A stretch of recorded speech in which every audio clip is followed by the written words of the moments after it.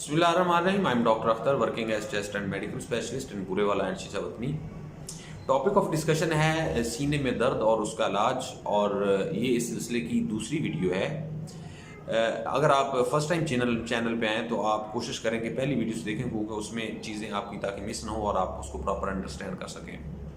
सीने में दर्द की एक जो वजह है वो, अगर किसी को स्किन पे कोई प्रॉब्लम है, यानी जो सीने की स्किन है इसके ऊपर जो एक जिल्द की एक लेयर है, अगर इसमें किसी किस्म का कोई प्रॉब्लम हो उसकी वजह से सीने में दर्द होता है।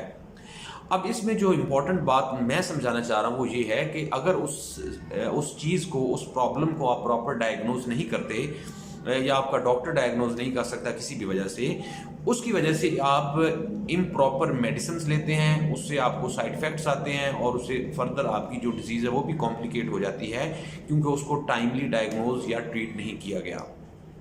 अब इसमें सबसे बड़ी वजह है, इसमें स्किन में एक वायरस का इन्फेक्शन होता है, हर्पीज जोस्टर का। इस इन्फेक्शन में कुछ इस तरह के काम आदमी के समझाने के लिए बात कर रहा हूँ, पेप्यूल्स बनते हैं। आप इस तरह कहें कि जिस तरह एक छोटे छोटे दाने बनते हैं, रेड कलर के भी हो सकते हैं, वो येलो कलर हो सकते हैं, और वो बिल्कुल एक लेयर की शक्ल में होते हैं, यानी सीने के स्टार्ट से स्टार्ट होके, फ्रंट से स्टार्ट होके आहिस्ता आहिस्ता बैक की तरफ जाते हैं।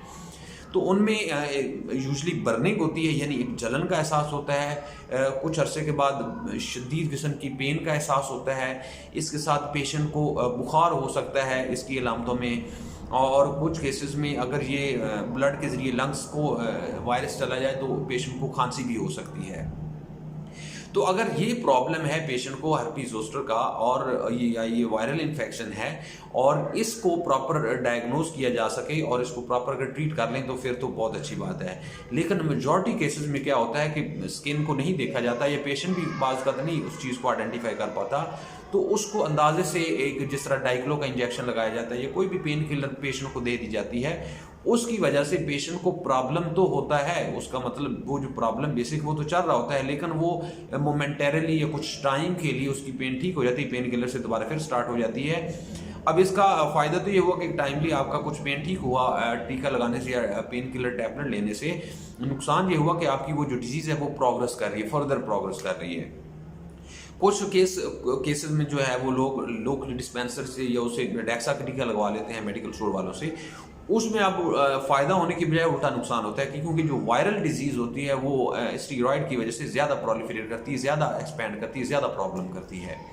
तो इसमें एक तो ये काज हो सकता है कि वायरल इन्फेक्शन है, उसको फिर प्रॉपर अगर आप डायग्नोज करें और ट्रीट करें तो इसका बेहतरीन ये इलाज हो जाएगा। दूसरी वजह इसमें हो सकती है स्कार किसी भी वजह से हो सकता है। फॉर एग्जांपल किसी को पहले पास में कोई चोट लगी थी, उसकी वजह से उसके स्कार बने हुए हैं, या किसी की पहले सर्जरी हुई थी उसकी वजह से स्कार बने हुए हैं, स्किन के ऊपर हैं या उसके अंदर हैं, प्लूरा की तरफ हैं, तो उसकी वजह से बाज़ का कोई पेशेंट को कोई उसमें लाइक खिंचाव हो जाए या वो कोई काम करे या बाज़ का कुछ इन्फेक्शन हो जाता है, तो वो भी किसी हद तक एक काज है इसको प्रॉब्लम करने का या पेन करने का, या वो जो सेंसरी नर्व एंडिंग्स हैं जो मैं पहली वीडियो में बात कर रहा हूँ उनको इरिटेट करने की एक वजह बनते हैं। तीसरी वजह इसमें होती है कैंसर। ये बहुत कॉमन तो नहीं है, बहुत रेयर है, लेकिन ये पॉसिबिलिटी हम इसमें रखते हैं, बेसल सेल कार्सिनोमा और स्क्वैमस सेल कार्सिनोमा। ये स्किन की एक खास किस्म की कैंसर है, ट्यूमर होता है जो कि स्किन के ऊपर होता है। इसकी वजह से भी शदीद किस्म की पेशेंट को पेन का एहसास होता है।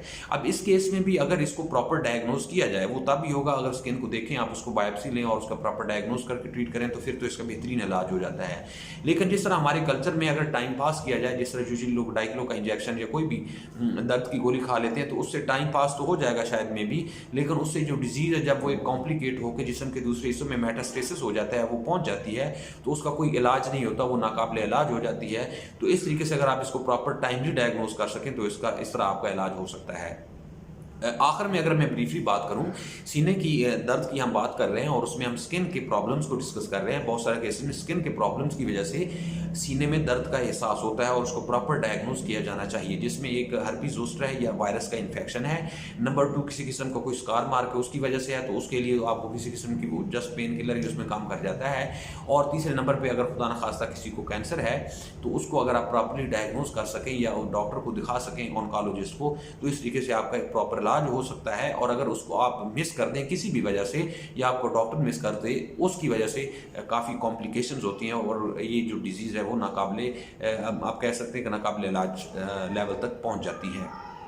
आपने नीचे कमेंट्स में ये बताना है कि आप कितने लोगों को जानते हैं जिन जो मैं ये चीज़ें डिस्कस की हैं उनको इस तरह का पेन था और वो मिस हुआ किसी भी वजह से। वो आप कमेंट्स में बताएं ताकि उसमें एक हमारी ऑब्जर्वेशनल स्टडी हो सके, जिससे आइंदा लोगों का फ़ायदा हो सके। इसके अलावा और कोई क्वेश्चन हो, मोस्ट वेलकम, आप कमेंट्स में मेंशन करें। मैं कोशिश करूँगा कि उसमें आपको उसका एक डिटेल से उसको रिप्लाई किया जाए in the form of video. अल्लाह ताला आपका और आपके घर वालों का हामी नासर हो। अल्लाह हाफिज़।